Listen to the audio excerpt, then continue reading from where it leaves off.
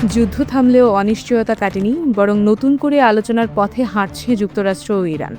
এখন প্রশ্ন, সাময়িক যুদ্ধবিরতি কি রূপ নেবে স্থায়ী শান্তিতে? বর্তমান যুদ্ধবিরতির মেয়াদ আরও 2 সপ্তাহ বাড়ানোর বিষয়টি বিবেচনা করছে ওয়াশিংটন ও তেহরান।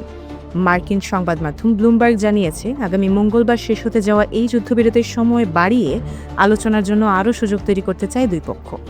সূত্র বলছে, মধ্যস্থতাকারীরা ইতোমধ্যে সবচেয়ে জটিল ও স্পর্শকাতর ইস্যুগুলো নিয়ে কারিগরি আলোচনা শুরু করার চেষ্টা করেছেন।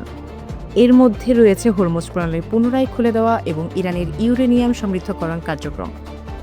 তবে এখনও চূড়ান্ত সিদ্ধান্ত হয়নি, যুক্তরাষ্ট্র আনুষ্ঠানিকভাবে সম্মতি দেয়নি, আর যুদ্ধবিরতি বাড়ানো হবে এমন নিশ্চয়তাও নেই।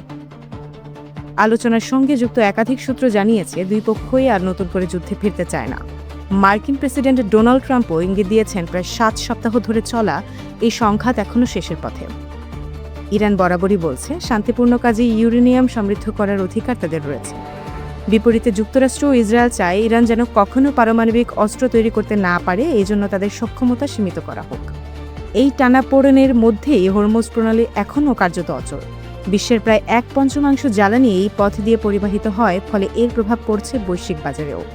অন্যদিকে পাকিস্তানের রাজধানী ইসলামাবাদে উচ্চ পর্যায়ের বৈঠক হলেও এখনও কোনো সমঝোতা হয়নি, ফলে কূটনৈতিক পথ খোলা থাকলেও সমাধান এখনও দূরের। পরিস্থিতি স্পষ্ট, যুদ্ধবিরতি বাড়তে পারে, আলোচনা এগোতে পারে, কিন্তু স্থায়ী শান্তির পথে এখনও বড় বাধা রয়ে গেছে। এখন দেখার বিষয়, এই অতিরিক্ত 2 সপ্তাহ কি সত্যিই শান্তির দরজা খুলবে, নাকি আবারও মধ্যপ্রাচ্য ফিরবে সংঘাতের আগুনে।